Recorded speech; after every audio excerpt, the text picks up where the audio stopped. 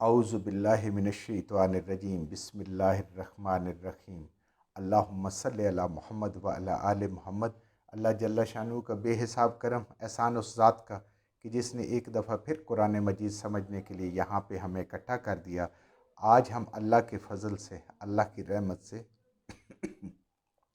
سورہ التوبہ کی ابتدا کریں گے۔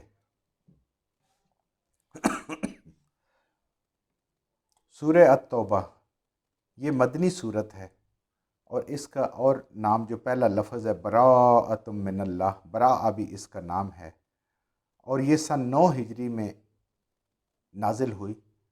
اور علماء فرماتے ہیں کہ اس کا ترجمہ، اس کی تفسیر ایک بہت مشکل کام ہے۔ ایک ترتیب اس کی نزولی صورت کی ہی آیات کی کچھ اور ہے، اور اللہ تعالیٰ نے جس طریقے سے اس کو قرآن میں رکھا ہے اس کی ترتیب اور ہے۔ الحمدللہ ہم کوشش کریں گے کہ ساری ترتیب کو مد نظر رکھتے ہوئے اس کو صحیح سے سمجھنے کی کوشش کریں۔ سورہ الانفال جو ہم نے پیچھے ختم کی ہے کل، وہ اس کے اندر اسلام کا دین کا پہلا غزوہ، جس میں نبی کریم صلی اللہ علیہ وسلم بے نفس نفیس شریک ہوئے، وہ پہلا غزوہ تھا جس میں 313 تعداد تھی مسلمانوں کی۔ اور سورہ التوبہ اس کے اندر غزوہ تبوک کا ذکر ہے، جو نبی کریم صلی اللہ علیہ وآلہ وسلم کا آخری غزوہ، جس میں آپ نے خود شرکت فرمائی، اور اس میں 313 مسلمانوں کی تعداد تھی، اور اس میں 30,000 مسلمانوں کی تعداد تھی، اور وہ لڑنے جا رہے تھے اس وقت کی سپر پاور جو روم کی تھی۔ اور مسلمانوں کے دشمنوں کو پورا یقین تھا، جب انشاءاللہ ہم صورت پڑھیں گے تو ان کے الفاظ آئیں گے کہ مسلمان اب واپس نہیں آتے، بس یہ گئے، ختم ہو گئے۔ اس میں سب کے سب مسلمان گئے تھے، الا ماشاءاللہ 3 جو رہ گئے تھے صاحب ایمان یا منافق رہ گئے تھے۔ ان کی توبہ کیسے قبول ہوئی؟ تو ان لوگوں کو یہ پورا یقین تھا۔ اس کا نام توبہ ہے، اور اس سے پہلے بسم اللہ نہیں ہے۔ حضرت عثمان غنی رضی اللہ تعالیٰ عنہ کا فرمان ہے کہ اللہ کے نبی صلی اللہ علیہ وسلم نے نہ لکھوایا نہ کبھی پڑھی، بس ہمارے لیے حجت کافی ہے، نہیں ہے۔ اور اگر تعداد کے حساب سے دیکھا جائے تو 114 صورتوں میں 114 دفعہ بسم اللہ قرآن میں ملتی ہے۔ ہر صورت سے پہلے اور سورۃ توبہ والی سورہ نمل میں ایک دفعہ اللہ نے دے دی ہے، تو وہ 114 تعداد پوری ہو جاتی ہے۔ تو اس کے اندر سب سے زیادہ لفظ جو ہے وہ توبہ استعمال ہوئے 17 بار۔ سورہ بقرہ میں 13 بار ہے، سورہ نساء میں 12 بار ہے، اور اس میں سب سے زیادہ 17 بار ہے۔ تو اللہ تعالیٰ نے اس صورت میں سب لوگوں کو، یعنی مشرکین کو، منافقین کو، مرتدین کو، مترددین جو متردد تھے دین کے بارے میں، ان کو، ہر قسم کے لوگوں کو اللہ تعالیٰ نے بار بار توبہ کی دعوت دی ہے کہ توبہ کر لو، اللہ کے ہاں معافی اپنے گناہوں کی مانگ لو، تاکہ تم آخرت میں آ کے کامیاب ہو جاؤ۔ تو یہ اس کے اندر انشاءاللہ جیسے جیسے ہم پڑھیں گے بہت ساری تاریخی واقعات ہیں۔ صلح حدیبیہ اس کے اندر آئے گا، جس میں 1400 لوگ تھے، نبی کریم صلی اللہ علیہ وسلم نے خواب دیکھا، اس کے لیے گئے، پھر وہاں پہ کافروں نے نہیں جانے دیا، وہاں پہ صلح حدیبیہ دیا، 1400 مسلمان تھے۔ اللہ تعالیٰ ان کی شان بیان کریں گے، ان کے جو یہاں صلح حدیبیہ کے لوگ تھے۔ پھر 10 سال کا کفار کے ساتھ معاہدہ ہوا، انہوں نے اس کو 2 سال کے بعد ہی توڑ دیا، اور قریش چونکہ بڑی قبیلہ تھا اس کے ساتھ معاہدہ ہوا، اور ساتھ ہی جو چھوٹے چھوٹے باقی قبائل تھے ان سے چھوٹے تھے، ان کو اجازت تھی وہ چاہیں تو کفار کے ساتھ مل جائیں، چاہیں تو مسلمانوں کے ساتھ مل جائیں۔ کچھ کفار کے حلیف بن گئے اور کچھ مسلمانوں کے حلیف بن گئے، اور وہ سارے کے سارے اس معاہدے کے پابند تھے کہ ایک دوسرے پہ کے ساتھ جنگ نہیں کریں گے، حملہ نہیں کریں گے، اور جیسے کافر اگر کوئی آتا ہے تو اس کو واپس بھیج دیں گے، مسلمان اگر کوئی آتا ہے تو اس کو واپس نہیں بھیجیں گے۔ اسی طریقے سے وہ بڑے بڑے دل خراش واقعات بھی ہیں، وہ سارے انشاءاللہ جیسے جیسے چلے گا۔ اور پھر 8 ہجری میں جب مکہ فتح ہو گیا، اس کے بعد جب 9 ہجری میں مسلمانوں نے اور مشرکین نے اکٹھا حج کیا، اس کے بعد پھر یہ اسی 9 ہجری میں اس صورت کی یہ جو ابتدا ہو رہی ہے، ان آیات کا اعلان ہوا کہ آئندہ کے لیے اب مشرکین کا حج ختم، صرف اور صرف یہاں پہ مسلمان حج کریں گے، حتیٰ کہ جزیرہ نما عرب میں مشرکین کو رہنے کی بھی اجازت نہیں ہوگی۔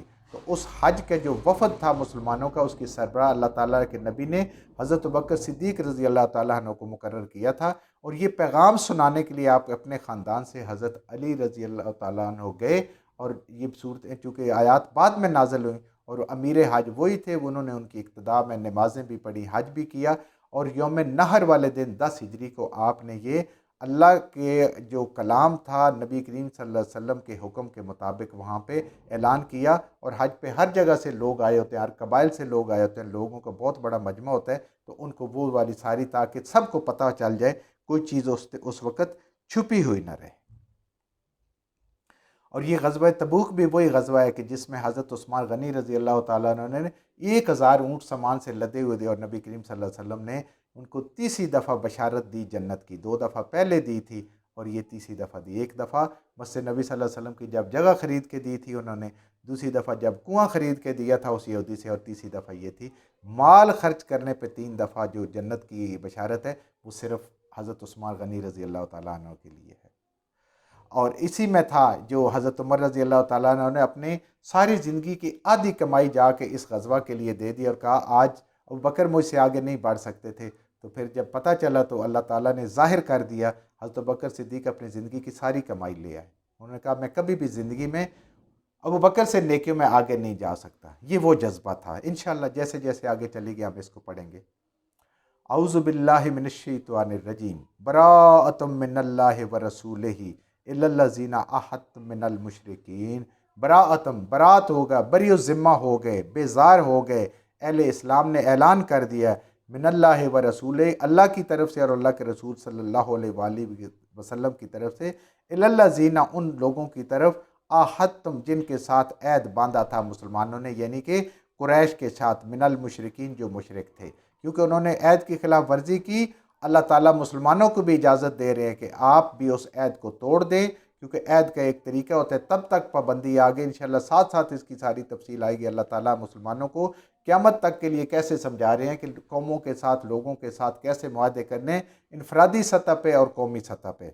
تو اللہ کہہ رہے ہیں کہ ہم اعلان کر دیں، اعلان کے ساتھ یہ کہ ہم ان کے ساتھ جو معاہدہ انہوں نے جو اس کی خلاف ورزی کی ہے اس کو ختم کر دیا گیا ہے۔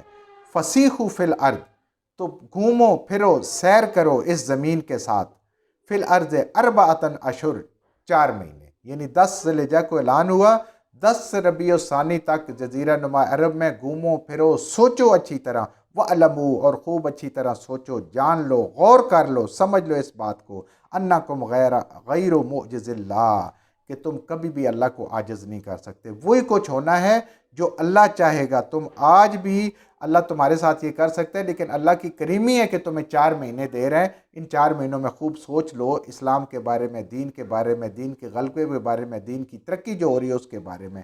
وَأَنَّ اللَّهَ مُخْزِي الْكَافِرِينَ، اللہ لازماً کافروں کو ذلیل کرے گا، رسوا کرے گا۔ یہ ہونے والا ہے، یہ وقت بالکل قریب ہے۔ تو بچ جاؤ، کفر سے نکلو، اسلام میں آ جاؤ تاکہ عزت پا جاؤ اور اس ذلت سے بچ جاؤ۔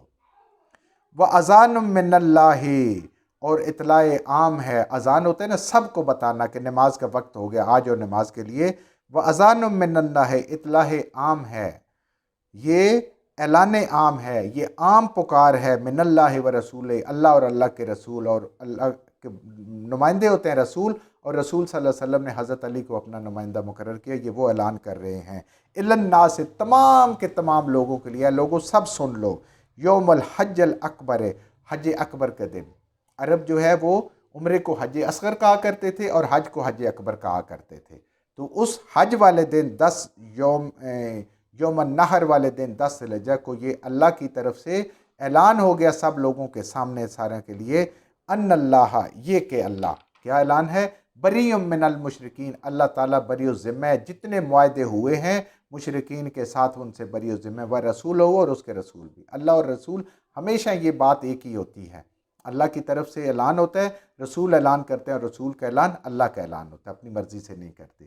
فَإِن تُبْتُمْ فَهُوَ خَيْرٌ لَكُمْ، اب بھی موقع ہے، اگر توبہ کر لو، اپنے اللہ کی مخالفت، نبی کریم صلی اللہ علیہ وسلم کی مخالفت، دین کی مخالفت سے باز آ جاؤ، فَهُوَ خَيْرٌ لَكُمْ، تو تمہارے لیے بہترین ہے۔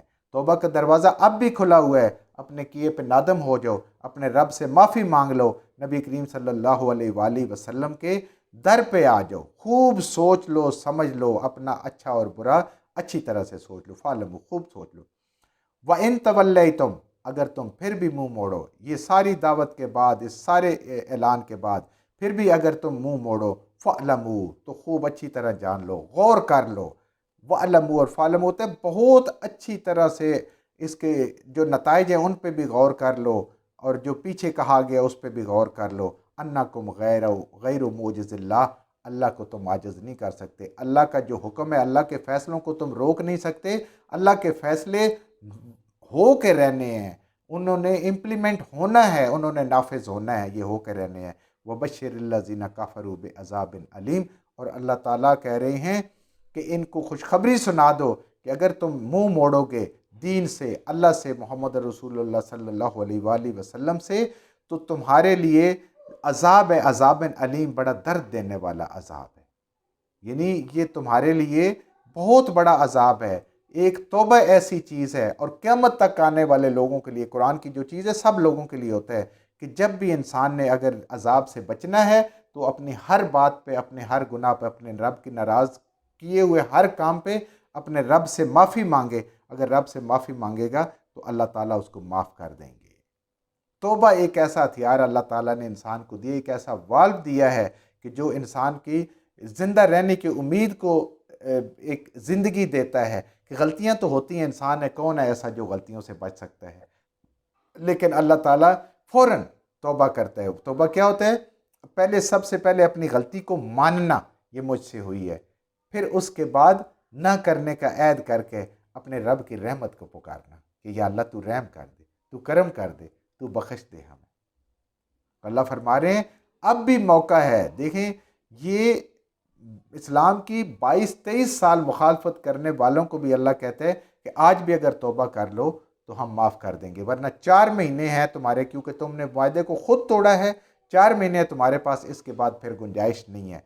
फिर अल्लाह ताला का हुक्म चलेगा इंशाअल्लाह। आगे जैसे हम चलेंगे, अगली आयत को पढ़ेंगे कि अल्लाह ताला क्या फरमाते हैं। जो कुछ हमने सही सही पढ़ा, अल्लाह हमारे ज़हनों में, दिलों में बिठा दे। जहाँ जहाँ पढ़ते हुए बोलते हैं हमसे गलतियों को अल्लाह में माफ़ फरमा दे, और उन गलत बातों को हमारे ज़हनों से, दिलों से अल्लाह की ज़ात निकाल दे।